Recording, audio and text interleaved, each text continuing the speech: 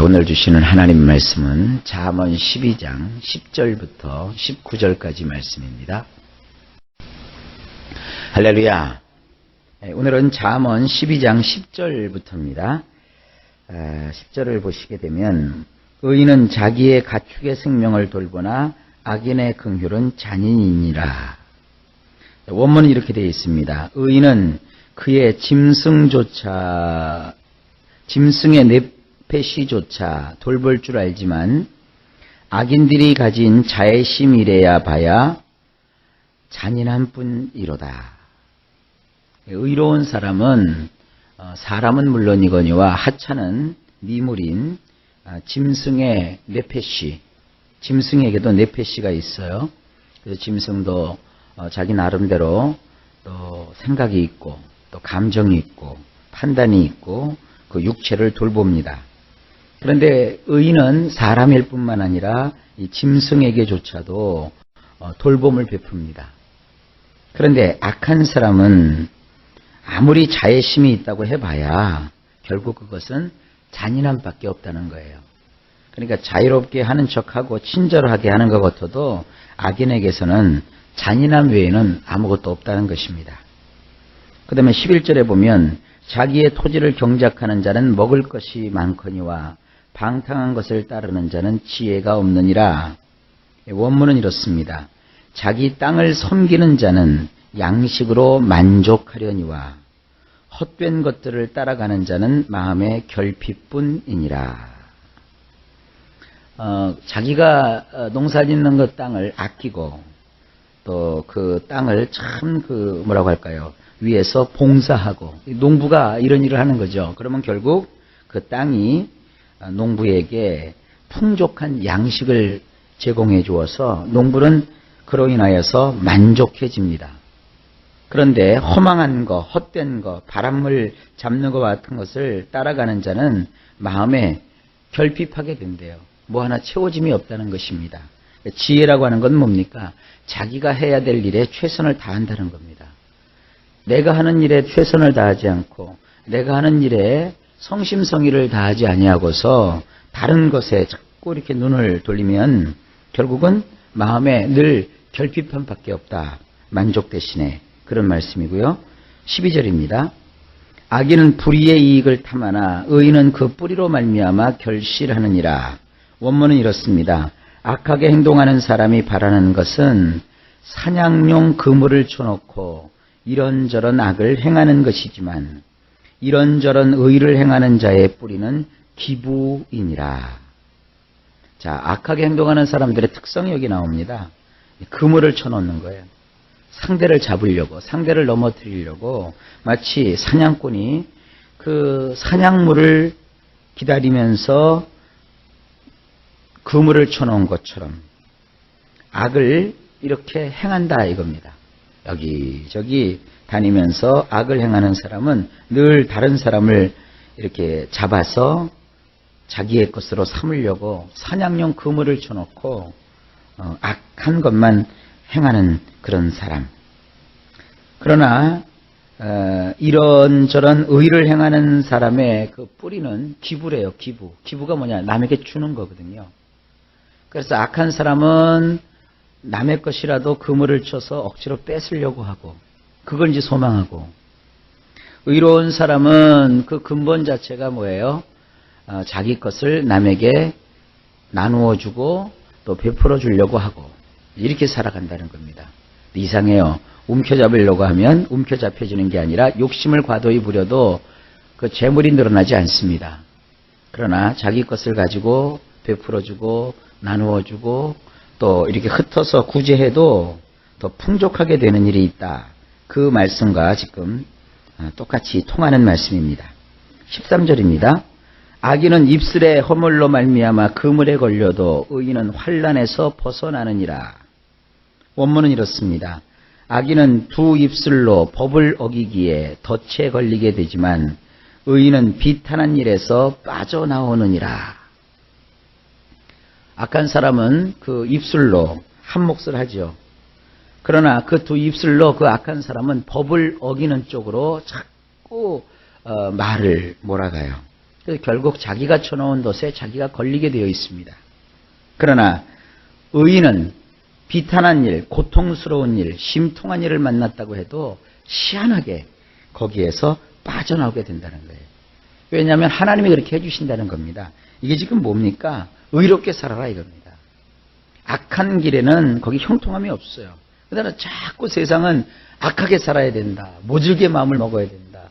막 움켜잡아야 된다라고 얘기하지만 하나님은 그렇게 말씀하고 있지 않습니다. 의롭게 행하라. 그리고 흩어서 기부하고 또 남을 도와줘라. 이렇게 말씀하고 계십니다. 자, 14절입니다. 사람은 입의 열매로 말미암아 복록에 족하며 그 손이 행하는 대로 자기가 받느니라. 원문을 보면 이렇게 되어 있어요. 조금 쉽게 되어 있습니다. 사람은 입의 열매로 말미암아 좋은 것으로 만족하게 되나니 사람은 그 양손으로 한 것에 대한 보상을 그대로 받게 되느니라. 우리 속담에도 있죠. 심은 대로 거두는 거예요. 콩 심은 데 콩 나고 팥 심은 데 팥 난다 이거예요. 우선 조심해야 될 게 뭐냐면 우리 입술입니다.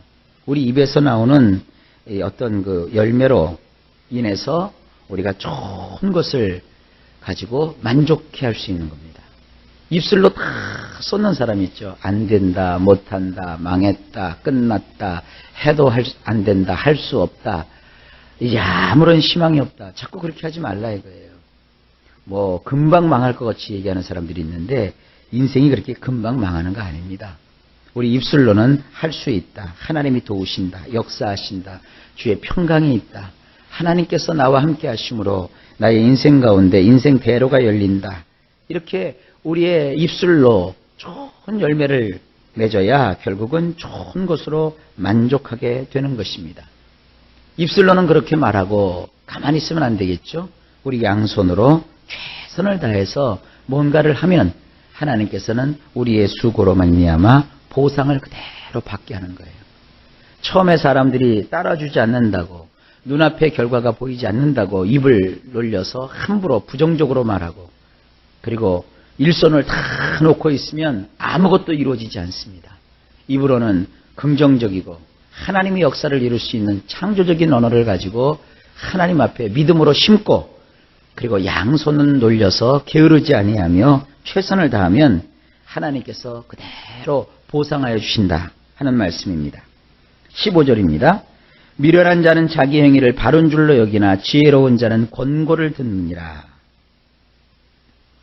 원문은 이렇습니다. 어리석은 사람은 자기의 방법을 자기 두 눈으로 똑바르다고 여기지만 충고를 경청하는 자는 지혜로운 자이니라. 가끔 어떤 사람에 대해서 이렇게 얘기를 해줄 때가 있어요.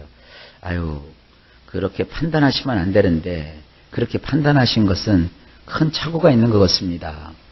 그럼 상대가 뭐라고 하느냐면 목사님 그런 말씀하세요. 나는 지금 내가 한 판단이 정확하고 옳고 항상 이건 제대로 된 겁니다. 제가 볼 때는 아니거든요.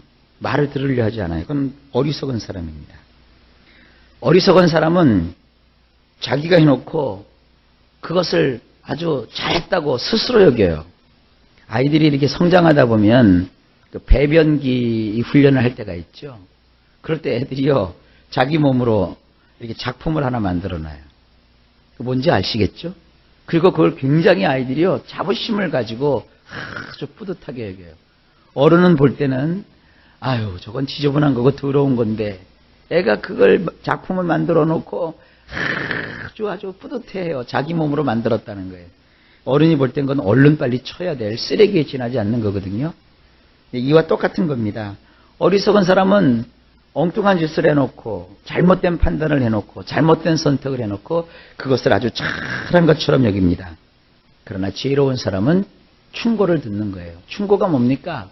그건 이런 면에서 이런 면이 부족하고 그것은 이렇게 좀 했으면 더 좋았을 텐데 하고 누군가가 충고를 해주면 그걸 듣는 사람, 이 사람은 지혜로운 자입니다. 16절입니다. 미련한 자는 당장 분노를 나타내거니와 슬기로운 자는 수욕을 참느니라. 원문은 이렇습니다. 어리석은 사람은 당일에 화낼 줄 알지만 수치스러움을 감출 수 있는 사람은 능란한 사람이니라. 그래서 이 당일에라는 말은 그날에라는 뜻이에요. 그래서 어리석은 사람은 당장 막 화를 내버려요. 그 감정을 추스릴지도 모르고 감출 줄도 모르고 그거를 조절을 못하니까 그냥 막 화를 쏟아부어 버려요. 그러나 이 수치스러움을 이렇게 감추고 아주 자기 자신을 조심히 이렇게 행동하는 사람은 뭐냐? 능란한 사람이래요. 아주 이 세상을 제대로 살아갈 줄 아는 능숙한 사람이라는 뜻입니다. 17절입니다. 진리를 말하는 자는 의를 나타내어도 거짓 증인은 속이는 말을 하느니라. 원문은 이렇습니다. 충실한 말을 하는 자는 의로운 것만 알려주지만 거짓된 증인은 틀린 말을 하느니라. 사람이요, 충실한 말을 할 줄 아는 사람이 바로 의로운 사람입니다. 옳은 소리, 또 그르지 않고 틀리지 않고 바른 소리를 하는 사람이 의로운 사람입니다. 그러나 반면에 이 의롭지 않은 사람은 거짓말을 해요. 그는 거짓 증인이 되고 결국 그가 하는 말은 옳은 것이 아닙니다. 진짜야, 참말이야, 내가 봤어, 이게 진리야 하지만 그 마음에 충실함이 없는 사람은 틀린 말을 지금 하고 있는 거예요. 이런 것들을 분별할 수 있는 것이 사실은 지혜입니다. 여러분도 거짓된 증인의 말을 따르지 아니하고 그 마음의 충성스러움에서 진리를 말하는 의로운 사람들을 분별할 수 있기를 주님의 이름으로 축복합니다. 18절입니다.